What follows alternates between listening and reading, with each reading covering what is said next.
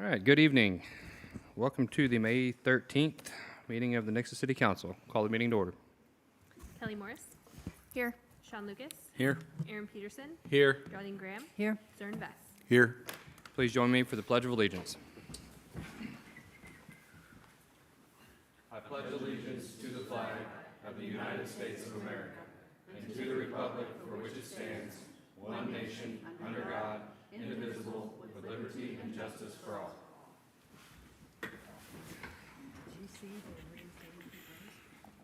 I did not. It's about time. All right, we will be starting off tonight with we have two proclamations. First up will be Head Start Day. So whereas the Head Start program was established in 1965 as part of President Lyndon B. Johnson's War on Poverty, with the mission of promoting school readiness for children from low-income families by providing comprehensive early childhood education, health, nutrition, and parent involvement services. And whereas for 60 years, Head Start has been a cornerstone in communities across the nation, fostering the development and success of millions of children and families through high-quality early learning experiences.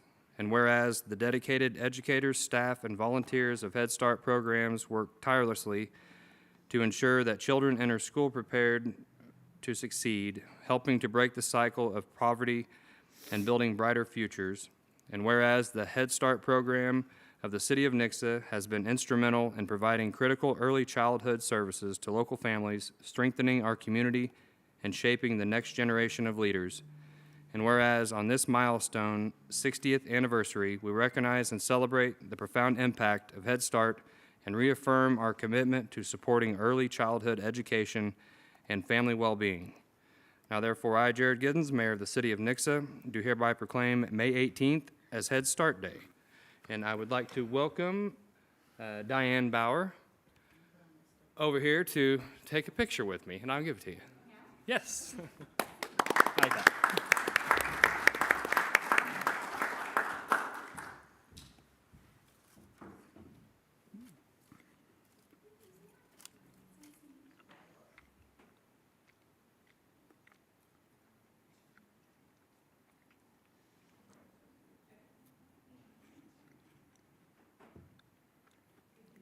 Need better lighting over there.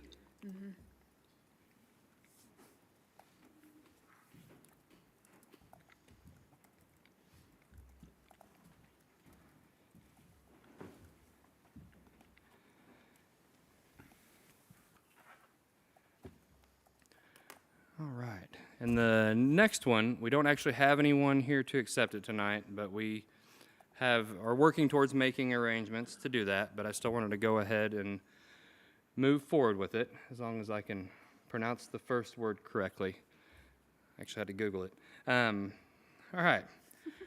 Whereas amyotrophic lateral sclerosis, ALS, known by many as Lou Gehrig's disease, is a progressive fatal neurodegenerative disease that attacks nerve cells in the brain and spinal cord, making even the simplest movements, walking, speaking, and gesturing, difficult. And whereas approximately 5,000 people are diagnosed with ALS each year, with a new diagnosis every 90 minutes.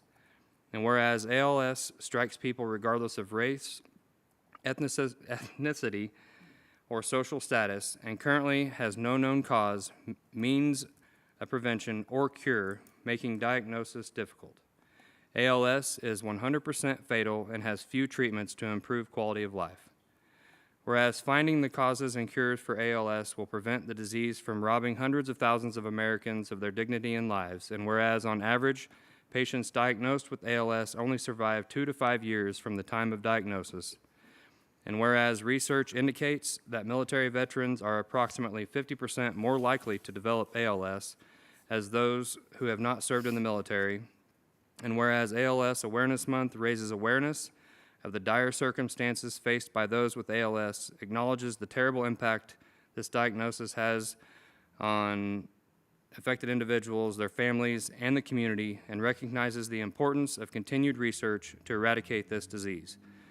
Now therefore, I, Jared Giddens, Mayor of the City of Nixa, do hereby proclaim May 2025 as ALS Awareness Month.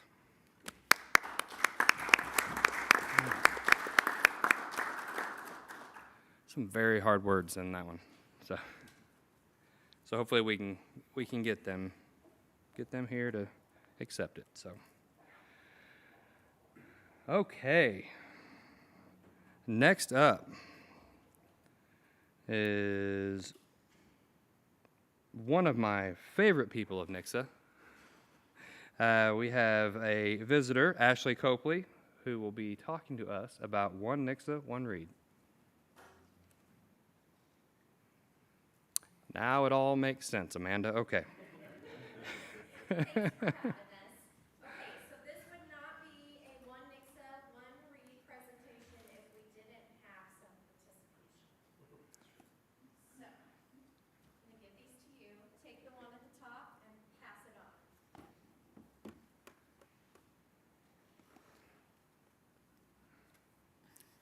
All right, I'm Ashley Copley from Nixa Schools. I'm Brandon Jason from the Christian County Library. And this is Fern from Charlotte's Web. Okay. All right, does everybody have one yet? Okay, so here's how this works. When you hear your word, just display it proudly. All right, salutations. That's a fancy word of saying hello. Good evening. Just as Charlotte wove special messages into her web, we're excited to weave our community together through our third annual One Nixa, One Read. We're thrilled to announce our committee selection this year of E.B. White's beloved classic, Charlotte's Web. Our humble beginnings. Like Wilbur at the Zuckerman Farm, our One Nixa, One Read program, a partnership between the City of Nixa, Nixa Public Schools, and the Christian County Library, started small but have grown into something pretty special. Our first annual one kicked off in 2023, where we had the book Wonder. At that time, we passed out about 50 copies of the book at our kickoff. Last year, we did Charlie and the Chocolate Factory, and we passed out 240 books and gave out 400 golden tickets to the kids that were a part of our kickoff. So now we're entering our third year with growing community support. We anticipate another great year, and we were awarded the Nixa Community Foundation grant to kick it off this year. Radiant Summer of Learning. So our summer school classes at the school are going to incorporate the book into their classes and what they're going to do there. So they're going to engineer some farm games, they're going to do some read-alouds, they're going to do some writing on the beloved characters. The possibilities are endless when you choose a classic. All right, terrific kickoff event. So join us for our block party kickoff at the Nixa branch of the Christian County Library. This is going to take place on Thursday, May 22nd from 5 to 7 p.m. Free copies of Charlotte's Web will be given out while supplies last. And then this year, instead of a golden ticket, we're going to have a special One Nixa, One Read blue ribbon to tie in with Charlotte's Web to redeem for a special treat at our later event, which I'll talk about in a moment. We'll also have another performance from CC Rhythm, part of the CC Links organization, the launch of our first ever community art project at the kickoff, and then food served by community leaders, which leads us to this humble request. We invite local businesses and other leaders to participate. Would you be willing to serve and grill for us again at this year's kickoff? Consider Charlotte's Web themed promotions during June. Join us as vendors at our culminating farmers market and help spread the word about One Nixa, One Read. If you want to get involved with anything, just email onenixa@nixaschools.net. And finally, the grand magnum opus finale. Yay, Darlene. Our celebration concludes with a special community event. So on Saturday, June 28th, we'll have a farmer's market with local vendors. At that point, people can bring their blue ribbons for a treat at one of the booths. And then we will be watching the movie version of Charlotte's Web as part of Movie in the Park. And we'll be watching the one that Julia Roberts voiced Charlotte in. A perfect summer evening celebrating literature and community to wrap up the event. All right. So Nixa is truly some community, and we want to thank you all for your continuous support of One Nixa, One Read, which continues to weave our community together. That was terrific.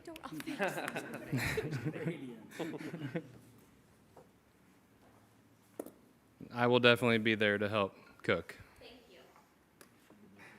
And I'm sure they would all love to come join me. Yes. Thank you all. Okay. Do we have- Barbara Fleming.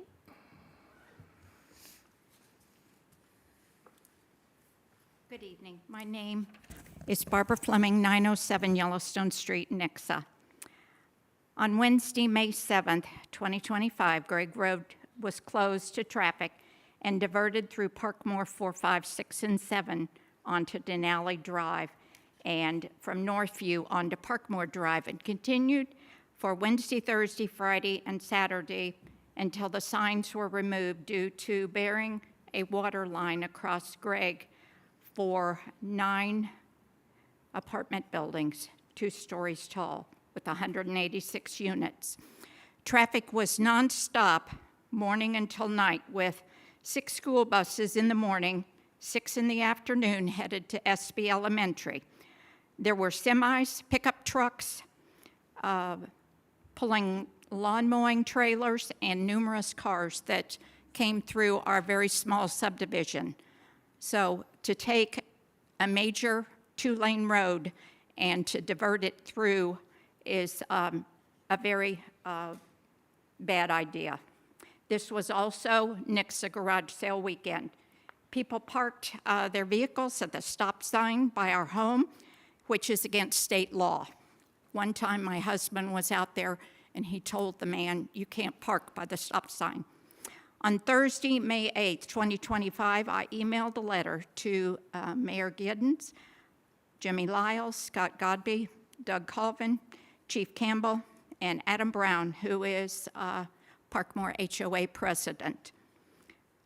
I resent Scott Godby's and Chief Campbell's emails because the email addresses were not correct. Several neighbors called the police. More should have. I should have. I am very disappointed that not one of you called me back for this very serious issue. Our tax dollars pay your salaries, and yet there was not one person that called me. Chief Campbell did email me back and said that he would give the information to the appropriate people, but I never heard back.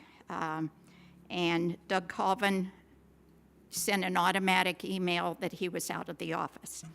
The zoning for this new development of apartment buildings was changed several times, beginning with a school to a ball field to single-story duplex senior housings, and now 9 2-story apartment buildings are being built with 186 units. What that will do to Gregg Road and Northview, 2-lane roads, it's not a main street, but it's our street. And I spoke at the council meeting on October 23rd, 2023, at the end of that meeting. There is a water problem in that area. The infrastructure is not there. How many times will you close Gregg Road and divert it through Parkmore? The city spent an added $500,000 to enlarge the roundabout at Gregg Road in Northview. Did the developer get a tax break for building those apartment buildings? And who was the Kansas City firm who did an infrastructure evaluation, and how much were they paid? Respectfully submitted, Barbara Fleming. Thank you for listening. And Mrs. Fleming, I do want to apologize. I did receive your email, and I did, right after I received it, I met with Mr. Lyles and checked on the time frame of that. It did get extended. I don't remember why they had to have the road closed longer than expected. And actually, my whole weekend was full of graduation parties that I had to attend to. That's why I met with Mr. Lyles to begin with, and they had told me that it was opening up it did get extended. I don't remember what caused the issue, but it was opening up soon. And I actually also did discuss, I think, because I believe in the email you mentioned the striping on the roads as well. Because I went over and drove it and noticed that there wasn't any striping. And when it was raining and dark, it's pretty hard to see anything over there. So I completely agree with you. And so we are under contract with a new company that will be doing the striping on that. We do have a striper that we purchased, but it's not really for like main roads. It's kind of handheld, and pushed it. And believe me, you probably don't want us doing that because it'll look pretty bad. So we do have a company that will be adding lines to that. I don't believe, as far as I know, I could be wrong, is there any intentions on closing that road again anytime soon during that development? Not that I'm aware of. Okay. No. They did have the water line crossing, but I'm not aware of any other crossings that they would need to do. Okay. So there shouldn't be, but I will go ahead. I'm going to go ahead and still respond to you. That way you also have my other contact information, like my cell phone. And so if something else comes up, you can definitely give me a call. But again, I apologize for not responding. It's I got a kid graduating this weekend, and things have been a little crazy lately. So, but yeah, feel free to reach out to me. I'll actually respond before I leave City Hall tonight.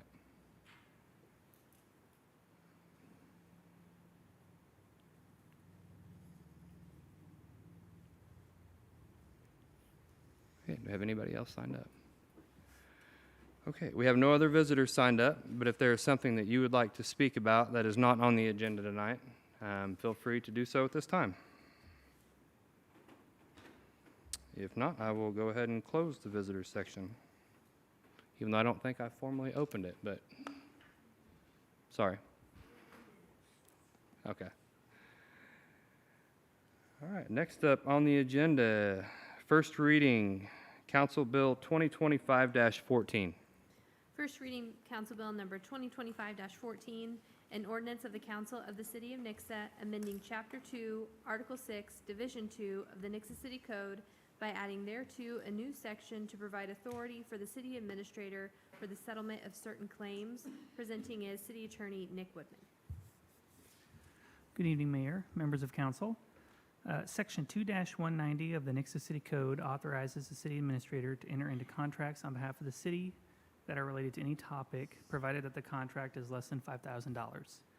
City staff have been utilizing the authority contained in Section 2-190 to settle minor liability claims asserted against the city. This has allowed the city to keep some of its claims off of the insurance carrier's claim report for the city, which can have an effect on our premium rates. Staff are seeking the adoption of additional authority to settle claims that do not exceed $15,000. This new authority would be found at City Code Section 2-194. This code section would authorize the city administrator to settle claims in an amount not to exceed $15,000. As part of this grant of authority, the city administrator is required to secure a complete release from the injured party, required to consult with the city attorney prior to utilizing this authority, and anytime this authority is utilized, the city attorney is required to report to the mayor monthly on the use of this code section. Staff believes that this process will expedite the city's current minor claim settlement process and ease administrative burdens on the council and staff, and therefore recommends approval of the bill. I'm available for any questions that the council or the mayor may have on this item. Any questions? All right. Good. All right. Thank you, Mr. Woodman. I do appreciate you guys continuing to find ways to make business be faster in government. It's great. All right, if no other questions, I will open up the public hearing. If you'd like to speak on this, do so at this time. I will close the public hearing. Anything else from council? Thank you. Next up, first reading, Council Bill 2025-15. First reading, Council Bill number 2025-15, an ordinance of the Council of the City of Nixa amending Chapter 14 of the Nixa City Code for the purpose of providing more efficiency to the enforcement of tall grass violations and administrative hearings related to nuisances, presenting as City Attorney Nick Woodman. Hello again, Council, Mayor. Current city code requires that the city conduct a hearing before a hearing officer on complaints about tall weeds, grass, and other nuisance vegetation. The way the code is currently drafted, this hearing cannot occur unless the city gives the alleged offender 10 days' notice of the hearing date time, and we cannot take any enforcement action until this hearing has been conducted and the hearing officer has made findings of fact and conclusions of law about the alleged or about the offense. It's staff's view that this current process creates unnecessary delay in the city's enforcement against nuisance vegetation and isn't required to comply with any kind of due process requirements. Council Bill 2025-15, if approved, would modify the city code to only require a hearing be held when the property owner requests a hearing. To highlight the impact of this change for council, in 2024, of all the hearings set for vegetation nuisances, no property owner or property occupant appeared to contest the city's allegations about the nuisance condition. This means that the city was held up from enforcing nuisance vegetation actions until we had a hearing that a property owner or occupant ended up not appearing on. By changing the hearing requirement to be triggered upon the request of the property owner, staff believes that this will help make enforcement more efficient while also complying with constitutional due process requirements. It's for those reasons of efficiency that staff is recommending approval of this bill, and I'm happy to answer any questions that council may have about this particular item. So on this, is there a difference? I mean, I think there's a height difference as far as how tall the grass can be, but would this also play into property that is currently under development? Because isn't that different? Are there taller? Yeah, I think there is a difference. I couldn't quote that for you right now. I might defer to planning on that since they administer that code section, but I think we do have Good work. differential. Let's put it on Scott. What you got? Yes, undeveloped property has a max allowance of 18 inches, I believe, for vegetation. And then developed property, I believe it's more around like 10 to 12. What would you consider currently under development? Did you split the difference? That is a great question. I'm not sure how we would define developed. I would assume if there is a building on the property, I think That's I know where developed. you're, yeah. So if they haven't built the building yet, it's currently undeveloped. It's under development, but it's not developed.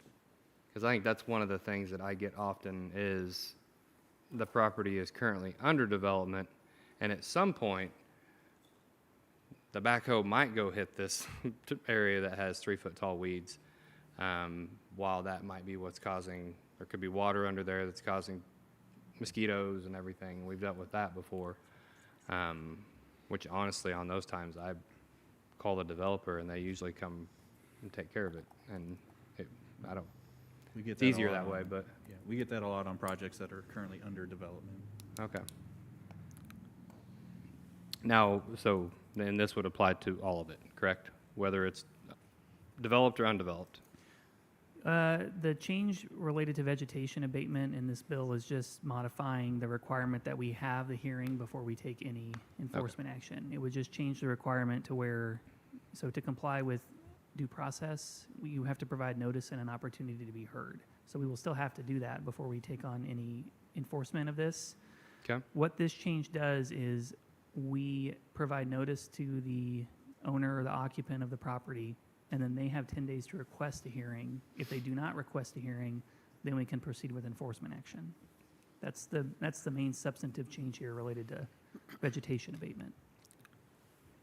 So how long do they have to request that hearing? Because right now we give them 10 days to make the hearing, but then we don't have the hearing because they don't show up, and then we go take care of it. I believe it's 10 days. So we'll provide notice like we do that, hey, we So believe- basically, we still got to wait 10 days. Is that correct? Yeah, for them to request a hearing. But in the prior scheme, we still had to provide notice, and then we would have to schedule out the hearing. So it would sometimes take longer than 10 days to actually go out and mow the nuisance. I'd defer to planning on the timing on that, but my understanding is that sometimes it would take up to 30 days after we provided the notice. Okay.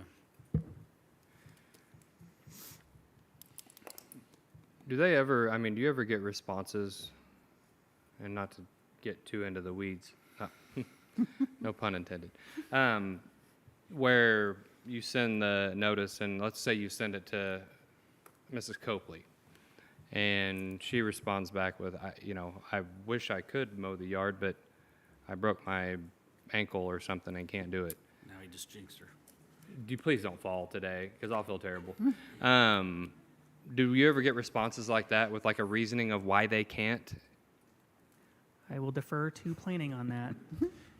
Yes, our goal is to always work with the property owner to get them in compliance with our code.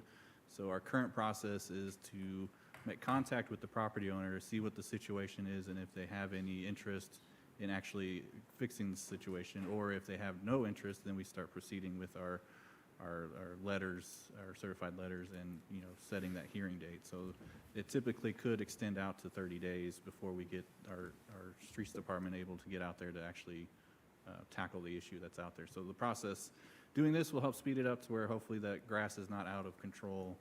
And we'll get to it a lot sooner than we currently do, which is kind of the goal to help save some of our equipment. Yeah. So what I hear on this a lot of times is that by the time, when someone calls, by the time we say, yes, it's a problem, it's already 12 inches tall or 18 inches tall or however tall, and then we still got to wait another 2 weeks. I mean, even in this process, we're still waiting 10 more days before it goes and gets mowed. So now it's another 6 inches tall. So does it really save us anything by doing this? For those that are consistently violating or having issues, we can immediately jump to the abatement process rather than going and trying to make contact with them. It's just, if we know that we have to abate this property every year, we can just jump straight to it. There's also, we have to prepare for the hearing. We have to marshal evidence and we have to bring people in to testify, and there's cost to the city on that, administrative time. And like I said, the reason that I felt compelled to bring this forward is the statistic from last year is of all the vegetation abatement cases that we had, nobody appeared to contest the city's stance that it was a violation of the city code. So there's the why right there. It's because it's going to save us money, because regardless of these people showed up for the hearing or not, we still had to prepare for it and waste The way the code is currently written, yes, we So can't do that's anything the until we why have the hearing. right there. Okay, that makes a whole lot more Perfect. sense than just, hey, it's still 10 days, so it doesn't matter. But because we don't have to prepare for a hearing unless they request one, that makes a huge difference. And still going through the process to give them time to take care of it on their own and stuff like that. Yep. Well, Ashley and Brandon, if either of you get hurt and can't mow your yard, call me, I'll come do it, I promise. Especially since I feel like I just jinxed you, so don't get hurt, I'll mow your yard. Okay, that's great. Okay. That makes a whole lot more sense. Thank you, Nick. Thank you, sir. I have a question Yes, ma'am. on this grass abatement, because I have turned in people on my street. Of course you have. No. Well, the grass is this tall now. But there are guy wires that connect to the telephone poles and stuff. Are they required to mow around those or get close to them or not? Because whenever they get done, he did one swipe today. That's it. But the grass is still like this tall against those guy wires. I've gone up with, and we did it myself because I want our neighborhood to look nice. Yeah. And our one neighbor mows up there to make it look nicer, but I just want to know how much he's required to do, because he'll leave that sitting on that whole strip underneath that guy wire with nothing touched. Yes, that is still part of their That's property his and their property, yeah. responsibility. But he has to mow that down too. Okay, I just want to know. Yeah, I noticed that happens a lot around the stop signs and stuff like that Yeah. too, over there on Crimson and stuff like that, and the property that gets mowed twice a summer. Thank you. Any other questions? Fair enough. I will open up the public hearing. If you would like to speak on tall grass enforcement, go for it. Fair enough. I'll close the public hearing. Anything else from council? Great. Moving on to first reading Council Bill 2025-16. First reading Council Bill number 2025-16, an ordinance of the Council of the City of Nixa amending Chapter 2, Article 6, Division 1, Sections 2-175, 2-176, and 2-180 of the Nixa City Code to increase the various purchasing thresholds contained therein. Presenting is City Attorney Nick Woodman. Mayor, members of council, Chapter 2, Article 6 of the Nixa City Code contains the city's current purchasing regulations. These provisions establish three purchasing thresholds, which, depending on the cost of the purchase, may require a more formal purchasing process.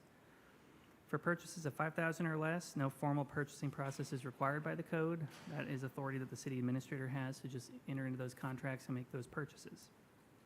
For purchases between $5,000 and $10,000, city staff are required to obtain 3 competitive written offers from independent vendors before the purchase can be made. And the one that council would be more familiar with is when we have purchases over $10,000, where staff must obtain an authorizing resolution from the council before we advertise for sealed bids or offers. City staff are seeking approval from council to modify these thresholds. Specifically, staff are requesting that the 5,000 to 10,000 threshold be increased to 20,000, and that the requirement to obtain an authorizing resolution from council be modified to purchases in excess of $20,000. Currently, that middle threshold, the 5,000 to 10,000, is hardly ever utilized to complete a purchase. And even though we just recently adopted this purchasing code, we are still bringing quite a few purchases to council to obtain that authorizing resolution. Staff would like to broaden the authority to make purchases without this authorizing resolution from council so that we can more efficiently make purchases on behalf of the city. Staff recommends approval of these changes, and I'm happy to answer any questions that I can. So I will add to this. This is something that Mr. Lyles and I have talked about a lot because it's technically getting approval twice. We've approved these purchases in the budget.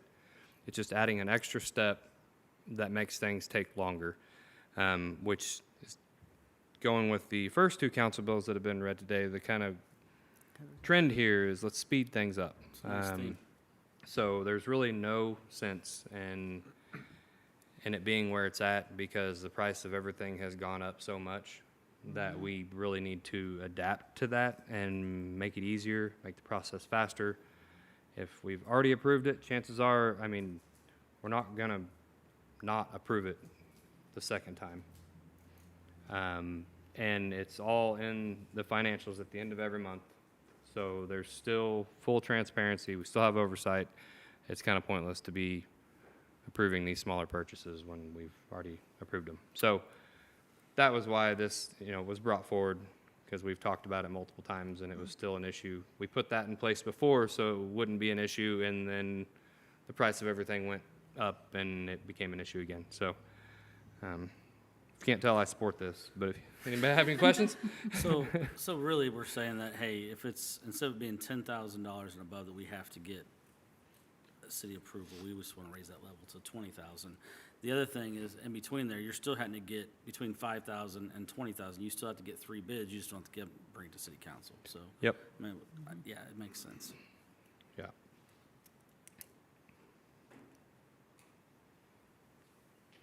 Any other questions? Thank you, sir. Really prepping for that review today, aren't you? Not supposed to say that. Can't say that. Know the way to my heart, don't you, sir? All right, no other questions. I will open up the public hearing. If you'd like to speak on this, do so at this time. And I will close the public hearing. Anything else from council?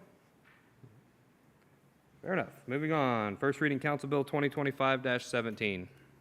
First reading Council Bill number 2025-17, an ordinance of the Council of the City of Nixa authorizing the mayor to execute a Missouri Highways and Transportation Commission Transportation Enhancement Fund supplemental agreement for the purpose of funding the Cheyenne Road Multi-Use Path Project.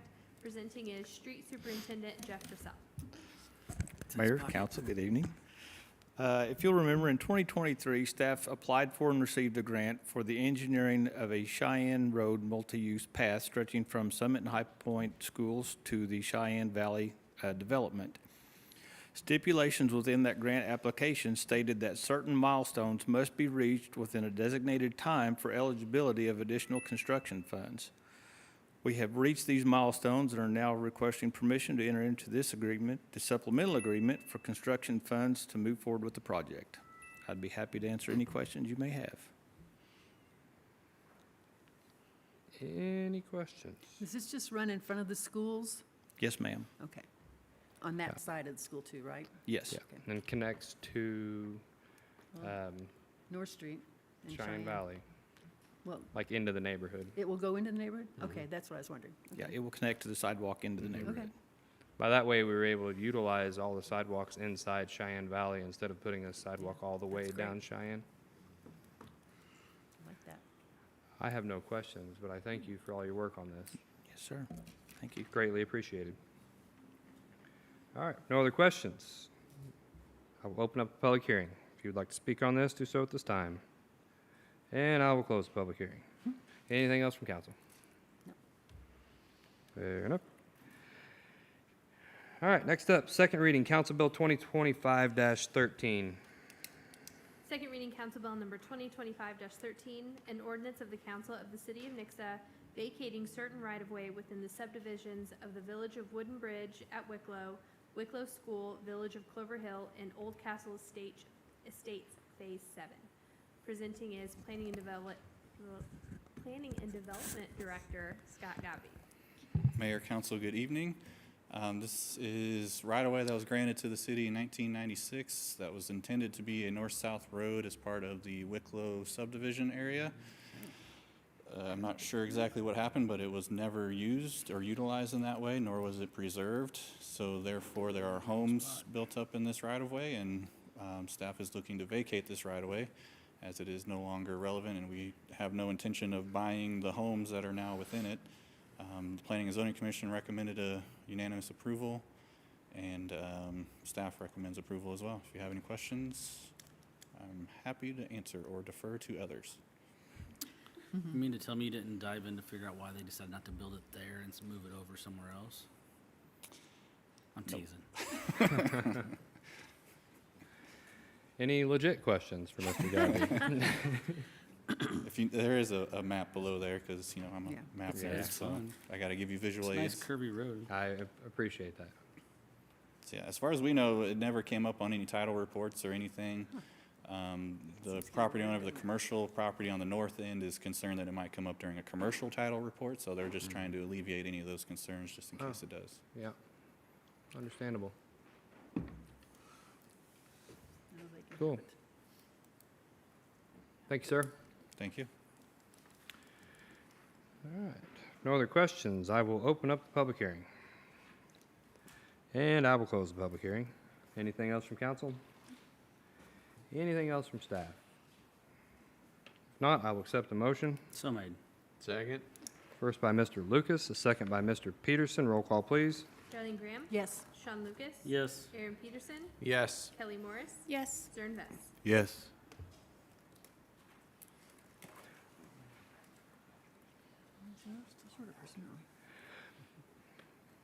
All right, moving on. Next up, Resolution 2025-26. Resolution number 2025-26, a resolution of the Council of the City of Nixa authorizing the city administrator to purchase a new backyard bucket machine for the use by the city's electric department. Presenting is Electric Superintendent Brian Denny. Mayor, council, good evening. The resolution in front of you is for us to authorize, or you to authorize us to get a new backyard bucket machine with a material handler. As part of the 2025 budget and capital improvements, this was approved in the budget. We are going to go through Sourcewell, a cooperative purchasing contract. We've used them in the past, has very successful with them. Staff recommends it. The backyard machine with the material handler. Material handler is very important here. It'll fit through a standard walk-through gate, so we don't have to take down fences Oh, that'd be nice. and go back and repair them.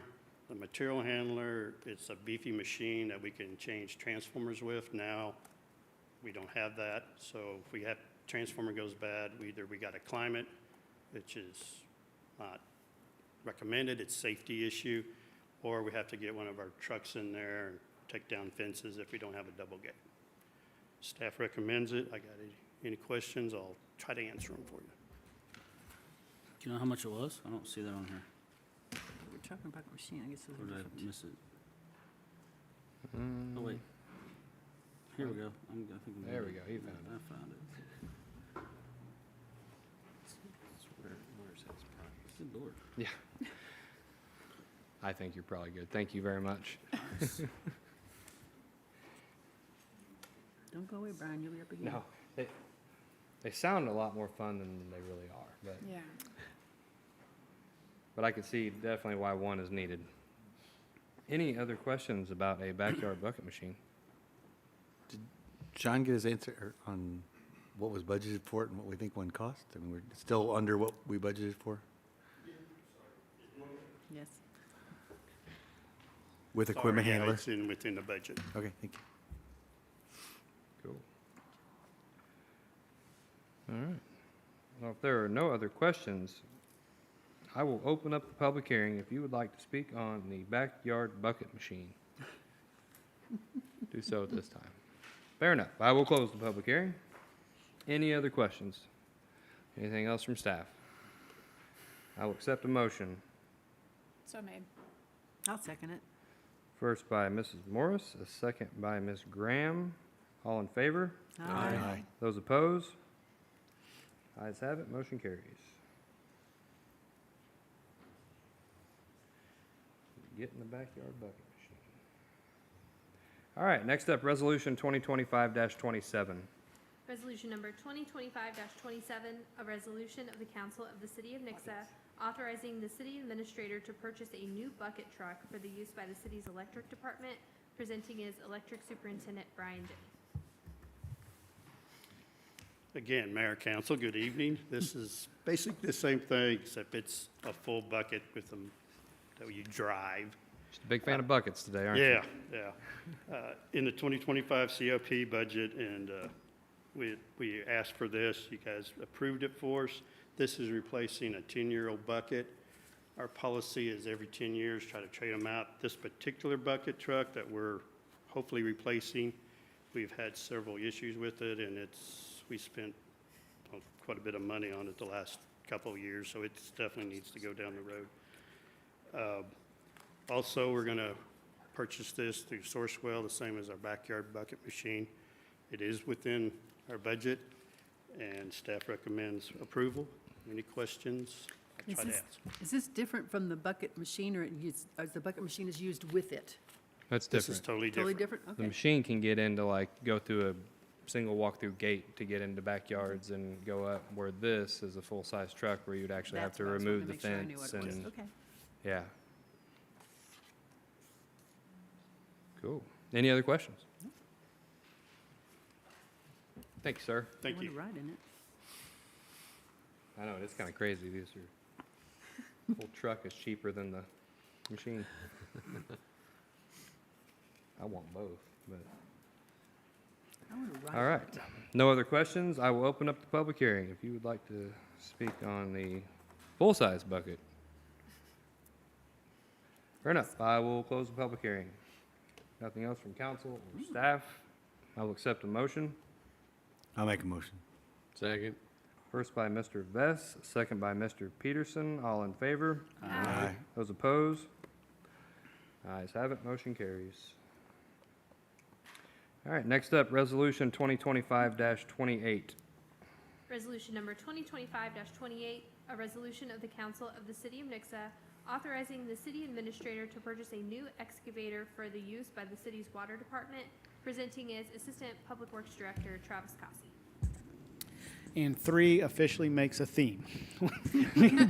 This too is an equipment purchase, authorizing the 2025 CIP budget for a new excavator. This will be our first excavator that we've added to the fleet, in addition to our backhoes. This will allow us to dig in depths greater than 8 to 9 feet, which is the farthest reach that a backhoe has, and allow us to go up to 15 feet.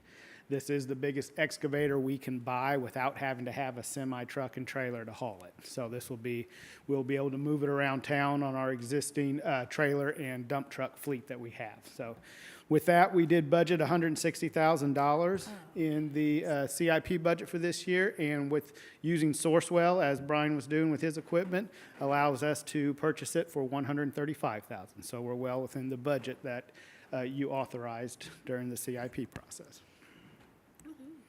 Sourcewell really likes us, don't they? You know, we like Sourcewell.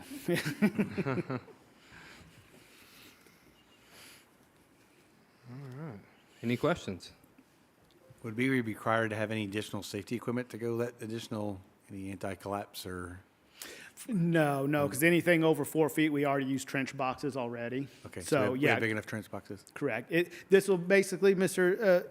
This will allow us to not have to rent equipment in circumstances where we have to dig deeper than that 8 to 9 feet, which is the farthest reach of the equipment we have.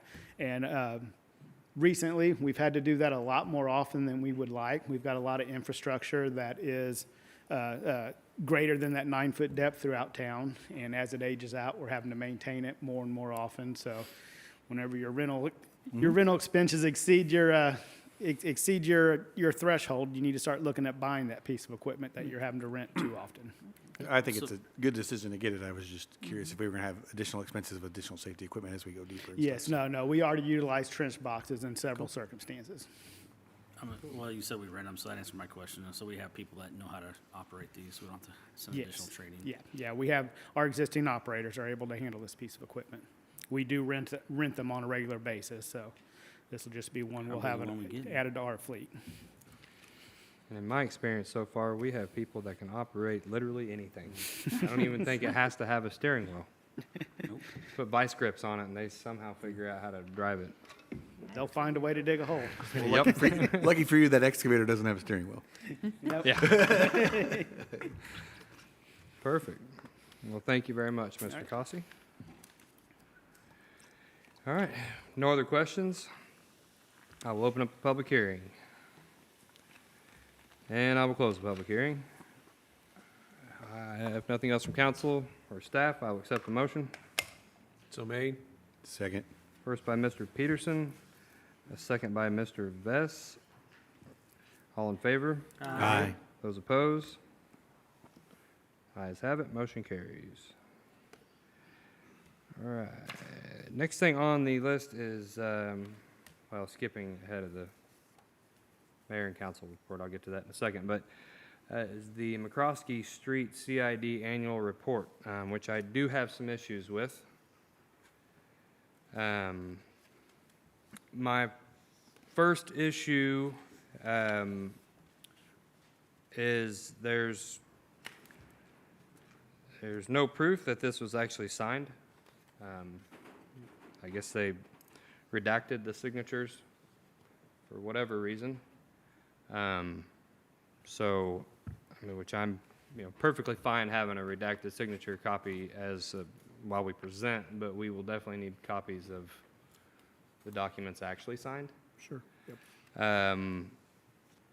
And then I have some pretty decent concerns that I just kind of need explained as far as what exactly is the money being spent on. Because looking through on the financials, it's very, very vague.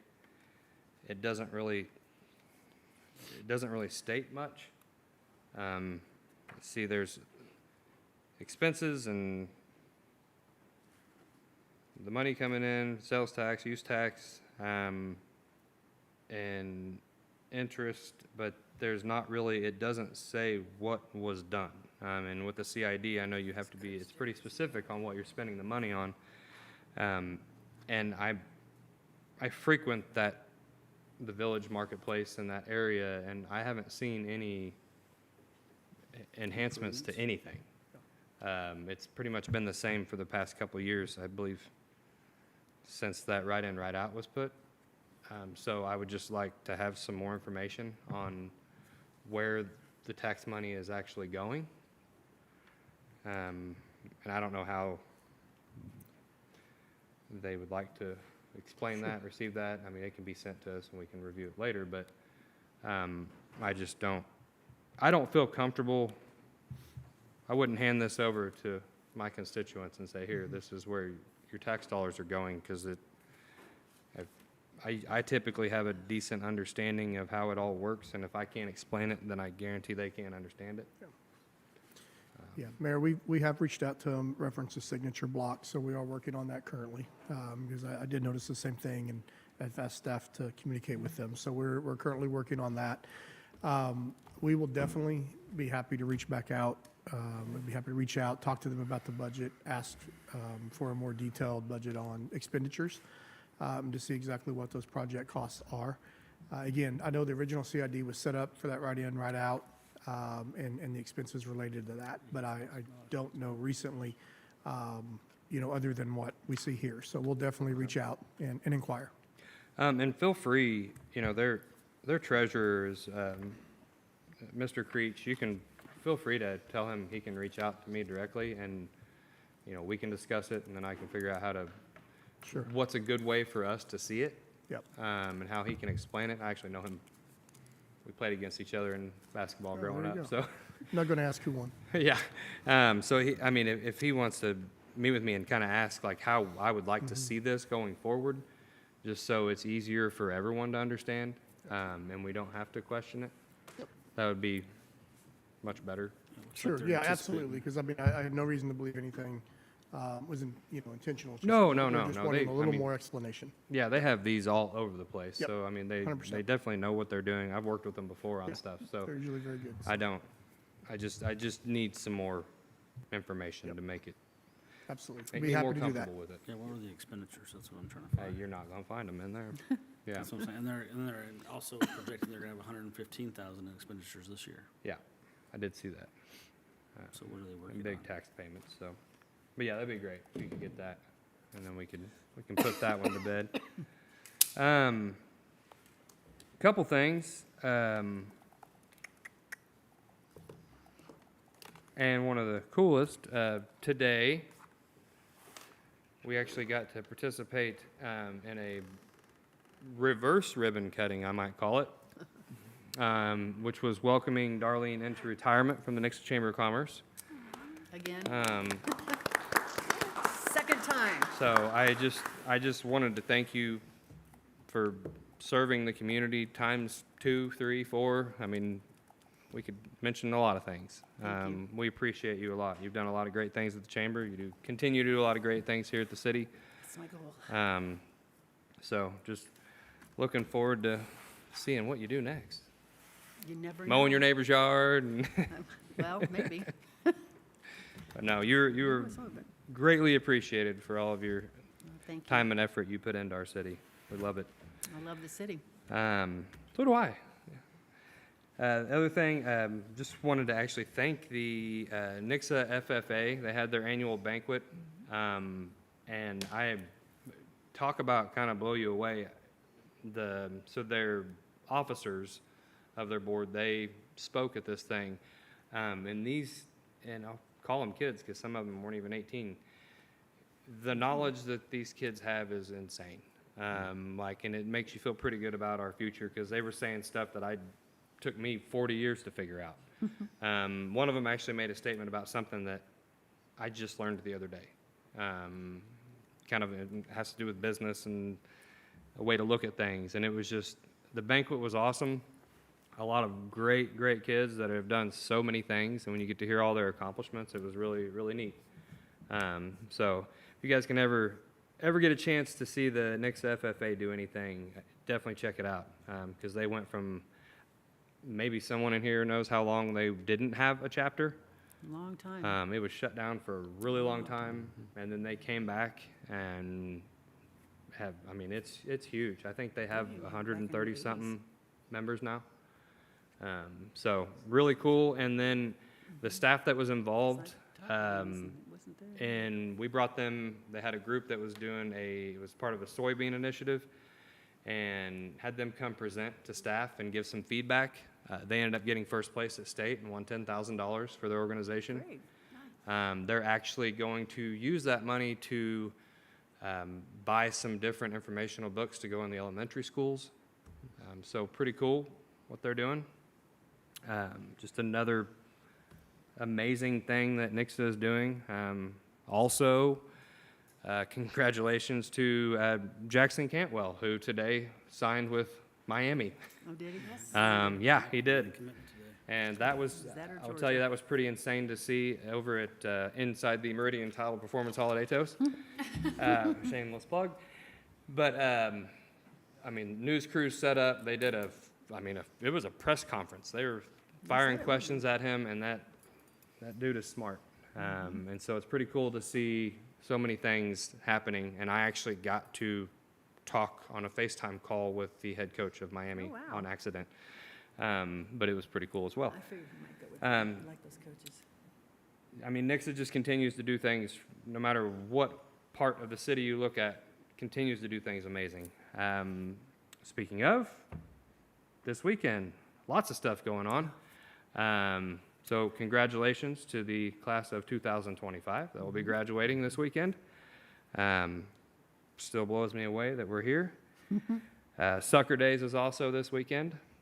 Friday and Saturday. Yep, Friday and Saturday. If you guys could do me a favor, take a look at your schedule, and then search your email from an email from a woman named Summer. Sign up to volunteer. She needs some help.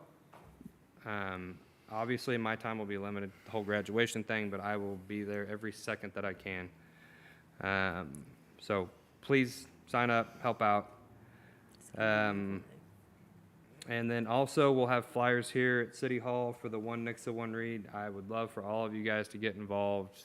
Bring your kids, bring your grandkids, talk to your neighbors. It's such a fun time. It's pretty cool.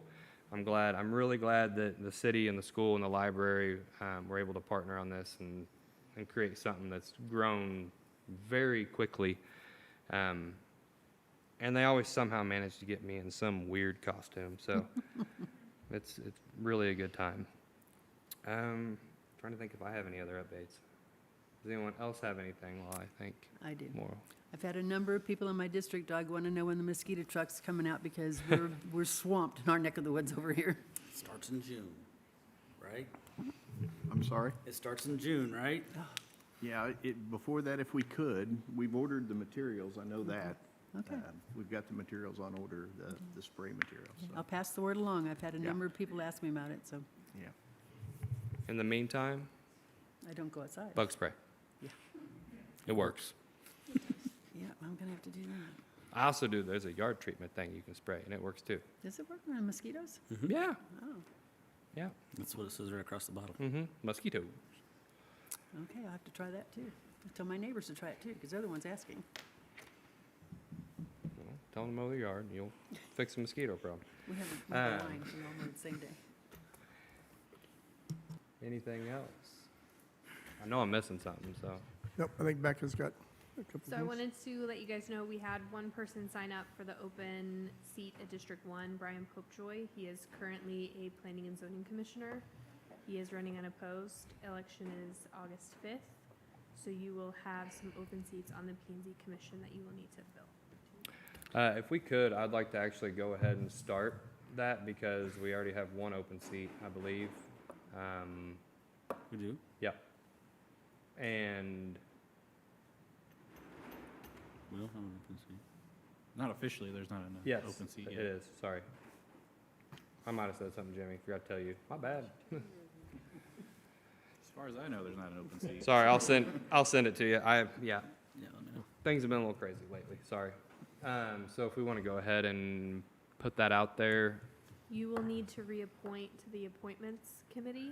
Oh yeah, because we. Matt Ogden lost was one. on that, So do we just need to add a person to it? you will need to add somebody to the appointments committee so that we can hold an appointments committee meeting. Mr. Vest, would you mind?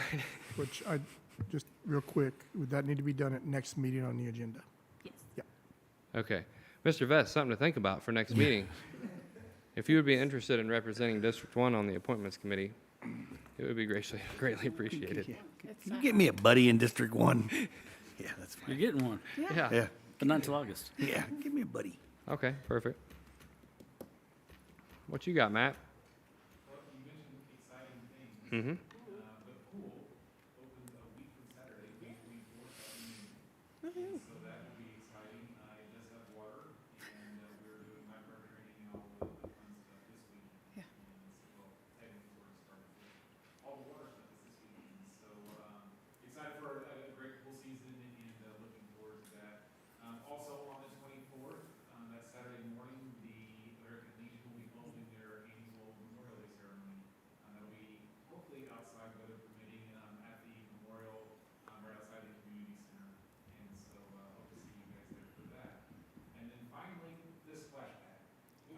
waiting around for that opening. Look forward to news, hopefully tomorrow. We're doing some test firings of the system tomorrow. So we can announce that opening date that is coming very, very, very quickly. And so want to do a grand opening, but need some confirmations. Do you think that's going to be before the pool opens? It is aiming to be before the pool opens. And so we're going to test some control stuff tomorrow, and hopefully we'll have things lined out and then be able to send you guys an announcement on that grand opening. And so hopefully we do that very good.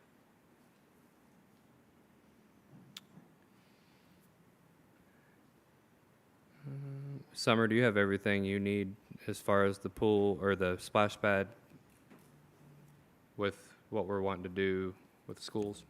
Or the chamber, sorry. Just if we can do it before. We've kind of been talking about that. I've talked with Katie about that a few times, so I feel like we have a plan. Okay. Katie is spearheading the grand opening festivities, if you will, and we're just, all she's waiting for me on is that date and time. Okay. So we can get that confirmed with Brain Code to make sure that we're able to get there. Okay. Perfect. Thank you. I feel like I'm forgetting something. Anything else? All right. Fair enough. If nothing else, Mr. Peterson. I move that city council go into a closed session under section 610-021-3 and 13 of RSMO. I also move that this closed session, records related thereto, and any votes taken by the council during the session shall be closed under section 610-021 of RSMO, and that the city council shall stand adjourned after the closed session. Second.